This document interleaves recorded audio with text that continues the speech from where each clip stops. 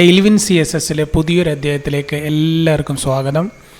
അപ്പോൾ ഇന്ന് നമ്മൾ പഠിക്കാൻ പോകുന്നത് ടെയിൽവിൻ CSSലെ കളറുകളെ കുറിച്ചാണ്.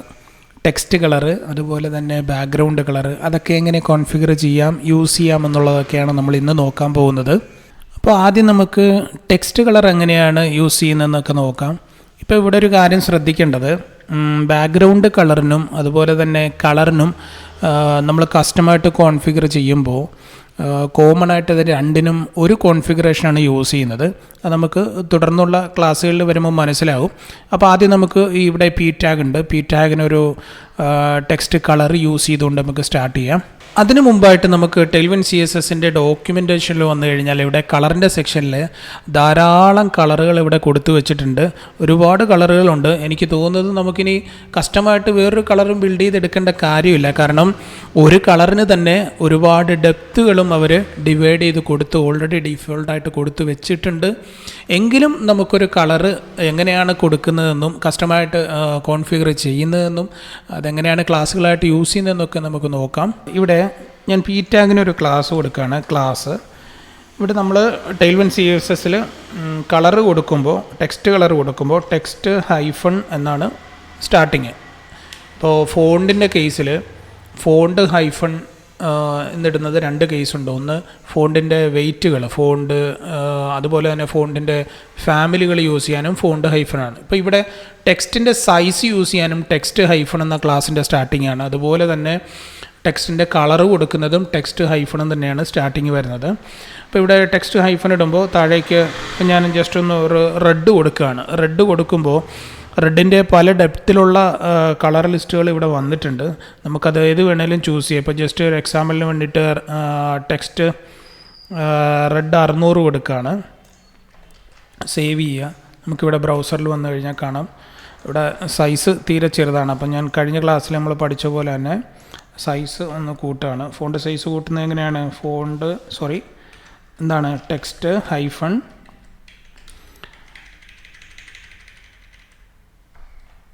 (4x) കൊടുക്കുകയാണ്. സേവ് ചെയ്തു. കുറച്ച് നിങ്ങൾക്ക് കാണാൻ വേണ്ടിയിട്ട് കുറച്ച് ടെക്സ്റ്റ് വലുതാക്കി. അപ്പോൾ ഇതുപോലെ ധാരാളം കളറുകൾ ഓൾറെഡി ടെയിൽവിൻ CSSൽ ഡീഫോൾട്ടായിട്ട് തന്നെ കൊടുത്തിട്ടുണ്ട്. ഞാൻ പറഞ്ഞതുപോലെ അതിൻ്റെ ഡെപ്തും പല വേരിയേഷനിലൊക്കെ ഉണ്ട്. എങ്കിലും നമുക്കൊരു കസ്റ്റമായിട്ട് ഒരു കളറ് വേണമെന്നുണ്ടെങ്കിൽ നമുക്കിവിടെ കോൺഫിഗർ വന്ന് അതെങ്ങനെയാണെന്ന് നോക്കാം. കഴിഞ്ഞ ക്ലാസ്സിലൊക്കെയും തീമിനകത്ത് കോൺഫിഗർ ചെയ്യുന്നതും എക്സ്റ്റെൻഡിനകത്ത് കോൺഫിഗർ ചെയ്യുന്നതും തമ്മിലുള്ള വ്യത്യാസവും അതൊക്കെ ഞാൻ കറക്റ്റായിട്ട് കാണിച്ച് തന്നിട്ടുണ്ട്. അപ്പോൾ ഇനി ഇത് നമുക്ക് എക്സ്റ്റെൻഡിനകത്ത് ഇപ്പോൾ ഒന്ന് കോൺഫിഗർ ചെയ്യാം. അപ്പോൾ ഇവിടെ കളറ് കോൺഫിഗർ ചെയ്യുന്നതും കളേഴ്സ് എന്ന ഇതാണ്. കോളൻ ഇടുക, ബ്രാക്കറ്റിനകത്ത് ഓപ്പൺ ചെയ്തുകൊണ്ട്. ഇപ്പം ഞാനിവിടെ ജസ്റ്റ് ഒരു നേച്ചർ ഗ്രീൻ എന്നും പറഞ്ഞൊരു കളർ കൊടുക്കുകയാണ്. ചുമ്മാ ഒരു പേരിടുകയാണ്. നേച്ചർ ഗ്രീൻ എന്ന് കൊടുത്തു. കോളനിട്ട് കോഡ്സിനകത്ത് 188806 എന്നൊരു കളർ കൊടുക്കുകയാണ്. ഇനി ഇത് പേര് ശ്രദ്ധിക്കുക, എപ്പോഴും നേച്ചർ ഗ്രീനാണ്. ഇത് കോപ്പി ചെയ്യുക. ഇനി ഇവിടെ വന്നുകൊണ്ട് ഇപ്പോൾ ഉള്ള റെഡ് കളർ ഞാൻ ജസ്റ്റ് മാറ്റിയിട്ട് സ്പേസ് ഇട്ട് കഴിഞ്ഞാൽ നമുക്ക് ഈ കളറിൻ്റെ ഇപ്പോൾ ഇവിടെ ധാരാളം കളറുകളുണ്ട്. സ്ക്രോൾ ചെയ്യാൻ പറ്റില്ല കാരണം ഒരുപാടുണ്ട്. ഇപ്പോൾ ഡയറക്റ്റ് അതുകൊണ്ടാണ് ഞാൻ ഇവിടെ നിന്ന് അത് കോപ്പി ചെയ്തെടുത്തത്. ജസ്റ്റ് അതിവിടെ പേസ്റ്റ് ചെയ്യുക. നേച്ചർ ഗ്രീന് അതിവിടെ കറക്റ്റായിട്ട് വന്നിട്ടുണ്ട്. ഇനി ഇവിടെ കോൺഫിഗറേഷനിൽ നമുക്ക് മറ്റൊരു മെത്തേഡ് കൂടി പഠിക്കാം. അതായത് ഒരു എക്സാമ്പിൾ ഞാൻ പറയാം. ഇപ്പോൾ നമുക്കിവിടെ ഈ പാരഗ്രാഫിൻ്റെ ഓവറിൽ വരുമ്പോൾ ഹോവർ ചെയ്യുമ്പോൾ അതിൻ്റെ കളർ ഒന്ന് ചേഞ്ച് ആകണം. അതിന് വേണ്ടിയിട്ട് ഈ ഗ്രീൻ്റെ തന്നെ കുറച്ച് ഡാർക്ക് കളർ നമുക്കൊന്ന് സെറ്റ് ചെയ്യാം. ഇവിടെ കോൺഫിഗറേഷനിൽ വരിക. അപ്പോൾ പുതിയൊരു കോൺഫിഗറേഷൻ മെത്തേഡ് പഠിക്കുകയാണ്. ഇപ്പോൾ ഇവിടെ ജസ്റ്റ് ഇതൊന്ന് കോപ്പി ചെയ്ത് വയ്ക്കുക. ഈ കളറൊന്ന് കോപ്പി ചെയ്ത് എടുക്കുക. Ctrl+X അടിച്ചുകൊണ്ട് ഇവിടെ നമ്മളൊരു പുതിയൊരു ഒബ്ജക്റ്റ് സ്റ്റാർട്ട് ചെയ്യാം. സ്റ്റാർട്ട് ചെയ്തതിന് ശേഷം ഡീഫോൾട്ട് എന്ന് ക്യാപിറ്റൽ ലെറ്റർ തന്നെ കൊടുക്കണം. കൊടുത്ത് കോളൻ ഇട്ടുകൊണ്ട് നമ്മളവിടെ നിന്ന് കട്ട് ചെയ്തെടുത്തത് ഇവിടെ പേസ്റ്റ് ചെയ്യുക. അപ്പോൾ നേച്ചർ ഗ്രീൻ്റെ ഡീഫോൾട്ടായിട്ടുള്ള കളറാണ് നമ്മൾ ആദ്യം ഈ കൊടുത്തു വെച്ചിരിക്കുന്ന ഗ്രീന്. ഇനി നമുക്ക് മറ്റൊരു പേരിൽ കൊടുക്കാം. ഫോർ എക്സാമ്പിൾ നമ്മൾ ഉദ്ദേശിക്കുന്നത് ഹോവറിൽ വരുമ്പോൾ ഡാർക്ക് കളർ വരണമെന്നാണ്. അപ്പോൾ അതിനായിട്ട് ഡാർക്ക് എന്ന് തന്നെ പേര് കൊടുക്കുക. കോളൻ ഇട്ടുകൊണ്ട് ഡബിൾ കോട്ട്സിനകത്ത് അത് നമ്മൾ ഇവിടെ യൂസ് ചെയ്ത ഈ ഗ്രീൻ്റെ ഒരു ഡാർക്ക് കളർ യൂസ് ചെയ്യുക. #1549 0D ഒരു ഡാർക്ക് കളറാണ്, അതിവിടെ വന്നിട്ടുണ്ട്. ഇനി നമുക്ക് ശ്രദ്ധിക്കേണ്ടത് നേച്ചർ ഗ്രീൻ എന്നാണ് നമ്മുടെ കളറിൻ്റെ പേര്. അതിനുശേഷം അതിൻ്റെ ഡീഫോൾട്ട് കളർ നമ്മൾ ഫസ്റ്റിലേക്ക് കൊടുത്തതും ഇവിടെ ഒരു ഒബ്ജക്റ്റ് നമ്മൾ സ്റ്റാർട്ട് ചെയ്തിട്ട് അതിനുള്ളിലാണ് ഇത് രണ്ടും കൊടുത്തു വെച്ചിരിക്കുന്നത്. ഇനി അതിൻ്റെ തന്നെ ഒരു ഡാർക്ക് കളർ ഹോവർ ചെയ്യുമ്പോൾ നമുക്ക് കൊടുക്കാനായിട്ടൊരു ഡാർക്ക് കളറും സെറ്റ് ചെയ്ത് വെച്ചിട്ടുണ്ട്. ഇനി നമുക്ക് ഇൻഡെക്സിൽ നോക്കാം. ഇവിടെ നേച്ചർ ഗ്രീനിൽ എച്ച് ഓവർ ചെയ്യുമ്പോഴാണ് നമുക്ക് ആ കളർ ചേഞ്ച് ചെയ്യേണ്ടത്. നമുക്കറിയാം, കഴിഞ്ഞ ക്ലാസ്സിൽ നമ്മൾ ഹോവർ പഠിച്ചിട്ടുണ്ട്. ഹോവർ എന്നിടുക, കോളൻ ഇട്ടുകൊണ്ട് നമ്മുടെ ടെക്സ്റ്റ് ഹൈഫൺ നേച്ചർ ഗ്രീൻ തൊട്ട് താഴെ വരുന്നതുകൊണ്ടാ നേച്ചർ ഗ്രീൻ ഡാർക്ക് ഹൈഫൺ കഴിഞ്ഞിട്ട് നമ്മൾ രണ്ടാമത് കൊടുത്ത ക്ലാസ് ഇവിടെ വന്നിട്ടുണ്ട്. നേച്ചർ ഗ്രീൻ ഹൈഫൺ കഴിഞ്ഞ ആ ക്ലാസ് നെയിമാണ് ഇവിടെ വന്നിരിക്കുന്നത്. അത് സെലക്ട് ചെയ്യുക. അപ്പോൾ ഹോവറിലാണ് നമ്മൾ ആ ക്ലാസ് കൊടുത്തിരിക്കുന്നത് എന്നുള്ളത് പ്രത്യേകം ശ്രദ്ധിക്കുക. ഇനി ഇവിടെ അത് വന്ന് ചെക്ക് ചെയ്യുക. ഇതിൻ്റെ എച്ച് ഓവറിൽ വന്നു കഴിഞ്ഞാൽ നിങ്ങൾക്ക് കാണാം, കുറച്ചുകൂടെ സൂം ചെയ്യുകയാണ് ഞാൻ നിങ്ങൾക്ക് കാണാൻ വേണ്ടിയിട്ട്. ഇതിൻ്റെ ഹോവർ വരുമ്പോൾ നമ്മൾ കൊടുത്ത ആ കളറ് വന്ന് ചേഞ്ച് ആകുന്നത് കാണാം.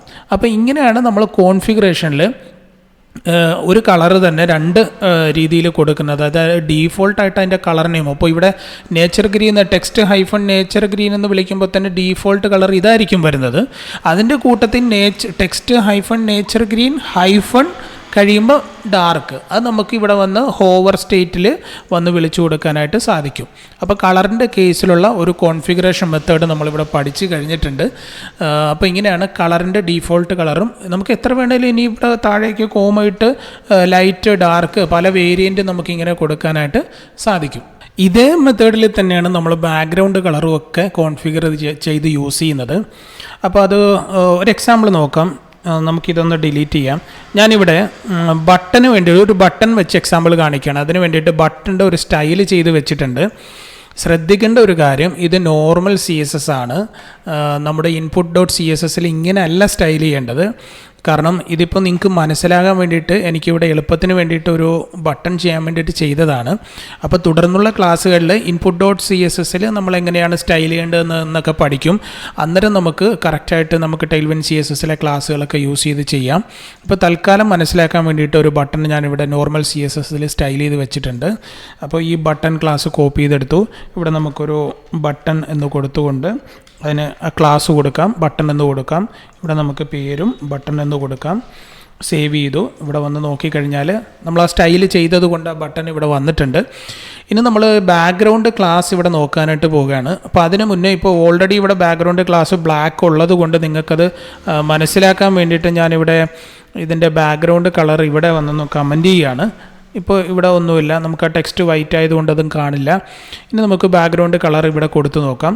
നേരത്തെ കളറിൻ്റെ സെക്ഷനിലുള്ള പോലെ തന്നെ BG ഹൈഫൺ എന്ന് കൊടുത്തു കഴിഞ്ഞാൽ ക്ലാസ്സിൻ്റെ സ്റ്റാർട്ടിങ് BG ഹൈഫൺ ആണ്. ഒരുപാട് വേരിയേഷൻ സെയിം ആണ്. ഞാൻ ആദ്യം പറഞ്ഞതുപോലെ തന്നെ കളറ് കോമൺ ആണ്. എന്ന് വെച്ചാൽ കളറിൻ്റെ കോൺഫിഗറേഷനിൽ വരുമ്പോൾ ബാക്ക്ഗ്രൗണ്ട് കളർ വരും, ബോർഡർ കളർ വരും, ടെക്സ്റ്റ് കളർ വരും. ഇതെല്ലാം ഈ ഒറ്റ കളർ മെത്തേഡാണ്, കോൺഫിഗറേഷനാണ് യൂസ് ചെയ്യുന്നത്. അപ്പോൾ അതുകൊണ്ട് തന്നെ ധാരാളം ലിസ്റ്റ് വരും. അപ്പോൾ നമുക്കാദ്യം കളർ ഒന്ന് കോൺഫിഗ് ചെയ്ത് നോക്കാം. ഇത് മനസ്സിലാക്കാനായിട്ട് നേരത്തെ നമ്മൾ പറഞ്ഞല്ലോ, ബാക്ക്ഗ്രൗണ്ട് കളറിനും ടെക്സ്റ്റ് കളറിനും ഒക്കെ കോൺഫിഗറേഷൻ സെയിം ആണ്. എന്താണ്, ഈ കളർ എന്ന് പറയുന്ന ഈ സംഗതി തന്നെയാണ് യൂസ് ചെയ്യുന്നത്. അപ്പോൾ അതുകൊണ്ട് തന്നെ ഇതൊന്ന് ടെസ്റ്റ് ചെയ്യാൻ വേണ്ടിയിട്ട് നമുക്ക് ഈ നേരത്തെ ടെക്സ്റ്റ് കളറിന് വേണ്ടി കോൺഫിഗർ ചെയ്ത് വെച്ച ഈ കളർ തന്നെ നമുക്ക് യൂസ് ചെയ്യാം. ഇവിടെ നേച്ചർ ഗ്രീനിൽ ഡീഫോൾട്ടും ഉണ്ട്, ഡാർക്കും ഉണ്ട്. അപ്പോൾ ഇവിടെ വന്നിട്ട് നമുക്ക് BG ആണ് അതിൻ്റെ സ്റ്റാർട്ടിങ് എന്ന് പറയുന്നത്. ബാക്ക്ഗ്രൗണ്ട് കളർ BG ഹൈഫൺ എന്നാണ് നമ്മൾ ക്ലാസ്സുകൾ Tailwind CSSൽ കോൾ ചെയ്യുന്നത്. അപ്പോൾ BG ഹൈഫൺ എന്നിട്ടിട്ട് നമുക്ക് നേച്ചർ ഗ്രീൻ എന്ന് കൊടുത്തു കഴിഞ്ഞാൽ അതവിടെ വന്നിട്ടുണ്ട്. ചെക്ക് ചെയ്യുക, വന്നിട്ടുണ്ട്. ഇനി നമുക്ക് ഹോവർ ചെയ്യുമ്പോൾ നമുക്ക് ആ നേച്ചർ ഗ്രീൻ്റെ ഡാർക്കിലേക്ക് പോകണം. സെയിം തന്നെ നമ്മൾ ടെക്സ്റ്റ് കളറിൽ ചെയ്ത പോലെ തന്നെ ഹോവർ കൊടുക്കുക, കോളൻ കൊടുക്കുക, അതിനുശേഷം BG ഹൈഫൺ നേച്ചർ ഗ്രീൻ്റെ ഇവിടെ ഡാർക്ക് എന്ന് വന്നിട്ടുണ്ട്, കൊടുക്കുക, സേവ് ചെയ്യുക, ചെക്ക് ചെയ്യുക. ഇവിടെ വന്ന് ഹോവർ ചെയ്യുമ്പോൾ നമുക്ക് ആ ബാക്ക്ഗ്രൗണ്ട് കളറിൻ്റെ ഡാർക്ക് കളർ വന്നിട്ടുണ്ട്. അപ്പോൾ ഇത് നമുക്ക് നേരത്തെ പറഞ്ഞ പോലെ Tailwind config.jsൽ കളറിൽ ഒറ്റ ഇതായിട്ട് കോൺഫിഗറേഷൻ വിളിക്കുമ്പോൾ അത് എന്തിനൊക്കെ ബാധകമാണ്? അത് ടെക്സ്റ്റ് കളറിനും ബാക്ക്ഗ്രൗണ്ട് കളറിനും ഒക്കെ ബാധകമാണ്. അപ്പോൾ ഇങ്ങനെയാണ് കളറുകളും ബാക്ക്ഗ്രൗണ്ട് കളറുകളും കോൺഫിഗർ ചെയ്യുന്നതും അത് യൂസ് ചെയ്യുന്ന മെത്തേഡും. പിന്നെ ശ്രദ്ധിക്കേണ്ടത്, നമ്മൾ മറ്റൊരു മെത്തേഡ് കൂടെ ഇവിടെ പഠിച്ചിട്ടുണ്ട്. അതിൻ്റെ ഉള്ളിലേക്ക് ഒരു കളർ കോൺഫിഗറേഷൻ്റെ ഉള്ളിലേക്ക് എത്ര കളർ വേരിയേഷൻ വേണമെങ്കിലും നമുക്കിങ്ങനെ യൂസ് ചെയ്യാം. അത് ഹോവറിലോ ഫോക്കസിലോ ഒക്കെ നമുക്ക് യൂസ് ചെയ്യാനായിട്ട് സാധിക്കും. അപ്പോൾ ഇങ്ങനെയാണ് കളറും ബാക്ക്ഗ്രൗണ്ട് കളറും ഒക്കെ യൂസ് ചെയ്യുന്നതും കോൺഫിഗർ ചെയ്യുന്നതും. അപ്പോൾ ഇന്നത്തെ ക്ലാസ് തൽക്കാലം നിർത്തുകയാണ്. ഒരുപാട് ക്ലാസ്സുകളും കളറിൻ്റെ ഒരുപാട് ക്ലാസ്സുകൾ ഡീഫോൾട്ടായിട്ട് തന്നെ കൊടുത്തിട്ടുണ്ട്. അതൊക്കെയും നിങ്ങൾ നോക്കുക, ചെയ്ത് നോക്കുക, അതാണ് വളരെ ഇമ്പോർട്ടൻറ്റ്. പിന്നെ കോൺഫിഗറേഷനിൽ നമ്മൾ ഇന്ന് പുതിയൊരു കാര്യം പഠിച്ചിട്ടുണ്ട്. ഒരു കളറിൻ്റെ തന്നെ പല പല വേരിയൻ്റ് നമ്മൾ ഡീഫോൾട്ടായിട്ട് ഡാർക്ക് കളർ, ലൈറ്റ് കളർ എന്നൊക്കെ ഒരു ഇന്നർ ഒബ്ജക്റ്റ് ഇട്ടുകൊണ്ട് ചെയ്യുന്നത് എങ്ങനെയാണെന്ന് നമ്മൾ പഠിച്ചിട്ടുണ്ട്. അത് നമുക്ക് ഹോവർ സ്റ്റേറ്റിലും ഫോക്കസിലും ഒക്കെ യൂസ് ചെയ്യാൻ ഉപകാരപ്രദമായ രീതിയിൽ നമുക്ക് കോൺഫിഗർ ചെയ്ത് വെക്കാനായിട്ട് സാധിക്കും. ഇനി നിങ്ങൾ ചെയ്ത് നോക്കുക. സംശയങ്ങൾ എന്തെങ്കിലും ഉണ്ടെന്നുണ്ടെങ്കിൽ കമൻ്റായിട്ട് ചോദിക്കുക. തീർച്ചയായിട്ടും ഞാൻ റിപ്ലൈ ചെയ്യുന്നതായിരിക്കും. അപ്പോൾ നമുക്കിനി അടുത്ത വീഡിയോയിൽ കാണാം. ബൈ.